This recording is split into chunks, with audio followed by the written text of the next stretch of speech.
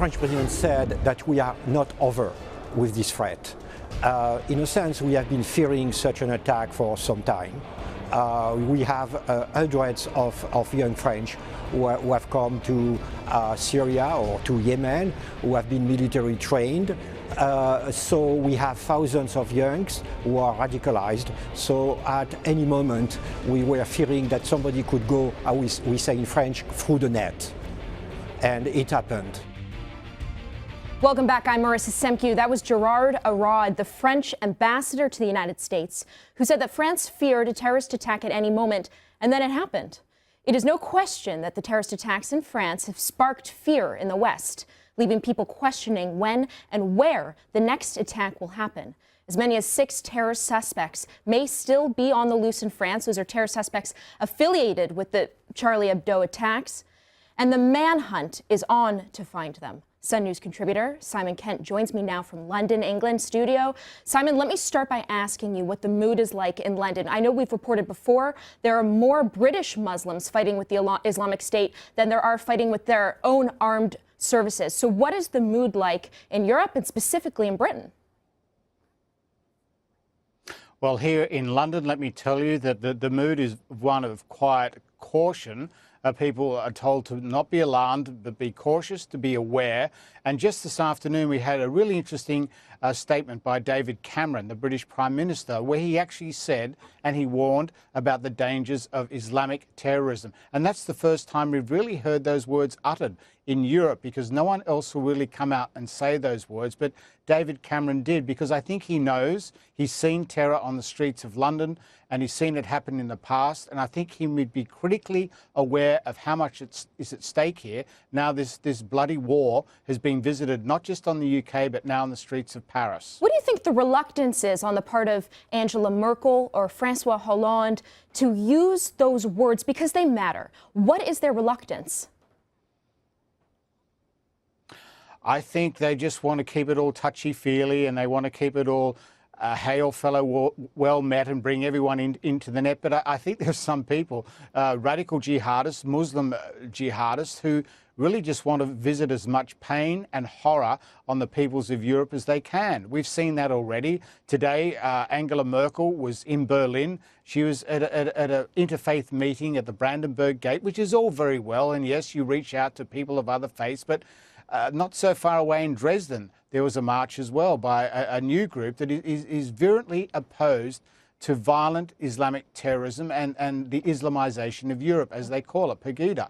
And they're marching as well. And then you saw in Paris today the burials and the salutes to the fallen policemen in Paris. All this is going on at once. It is really a febrile atmosphere, and everyone, in a way, is waiting to see what's going to happen next and fearing what might happen next. Those protests in Germany, they're quite interesting because it started with something like 500 people. It's now grown to 18,000 people, and yet these protesters are being lambasted by their own politicians, by celebrities as being far right and extreme.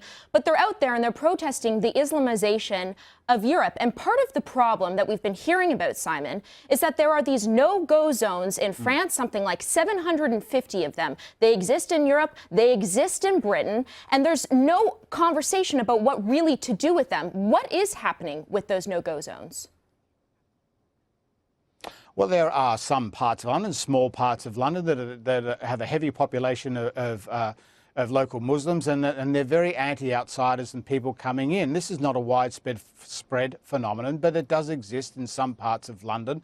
And people, in a way, want to turn their backs, or they want to ignore the problem to death. If they don't talk about it, somehow it doesn't exist. But it does exist, and it's a real and present existential thing happening within society, and people have got to confront this and talk about it the way they have to talk about other problems, because they can't ignore them away. There are parts of Paris that are the same, but these are social problems that have to be addressed and have to be talked about. And if you really talk about the multiculti society that we're supposed to embrace, well, let's get all multiculti with these small pockets of people and drag them into the greater society, because I think everyone benefits then. But France, of course, has not been good about absorbing some of these immigrants into society, allowing them to assimilate.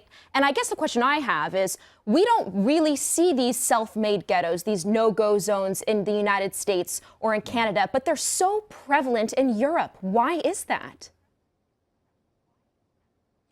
I think that there seems to be an alienation, a lack of connection. I'm not excusing it, I'm explaining why it happens. I can't understand why someone would voluntarily move to a country when they so profoundly disagree with its freedoms, its beliefs, and the things that it honours in free speech and democracy and open liberalism and pluralism and the sorts of ideals that a country like the UK and France uphold, of tolerance for one, and the belief that no religion is greater than another and no truth is more absolute than any other religious truth.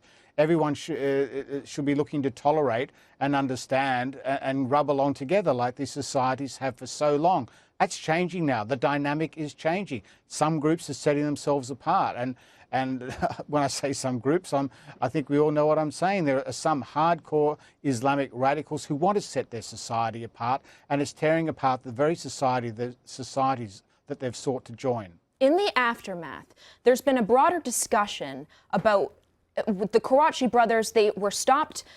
They were no longer being tracked by French intelligence up to about a year ago. There's some discussion about whether this was a failure of intelligence, a failure of the judicial system. Now we know there are 10,000 police forces out on the street trying to track accomplices in these attacks. As I mentioned in the intro, up to 6 people. We heard today in Bulgaria that a guy was stopped at the border who was linked to these attacks.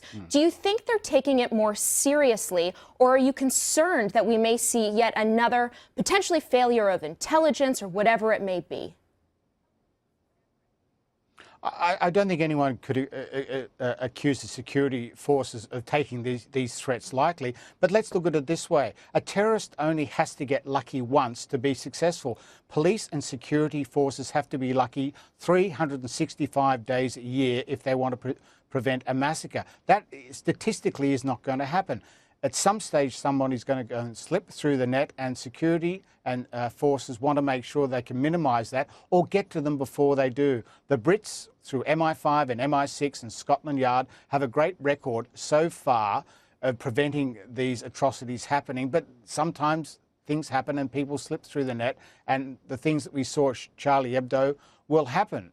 Look at the massive security forces that the French threw at that event just after it happened, but it was too late. Security forces are onto it, but it's a huge job. You cannot monitor every member of the population, or even 20,000, or even 10,000, or even 5,000. You can't do that 24/7. You need good intelligence, and the French today said they're going to put more money into that.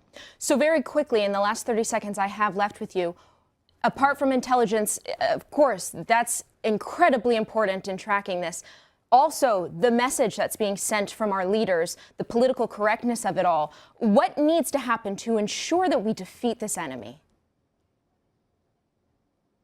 Well, you have to have the political will, you have to have the social will to defeat it, and you have to stand up for the very liberal, very open, all the basic freedoms that people enjoy in the UK and France and right across Europe, and stand up for those principles and don't bow to those people who would tell you otherwise. You stand up for what you believe in and stand up for the civil society that you're in.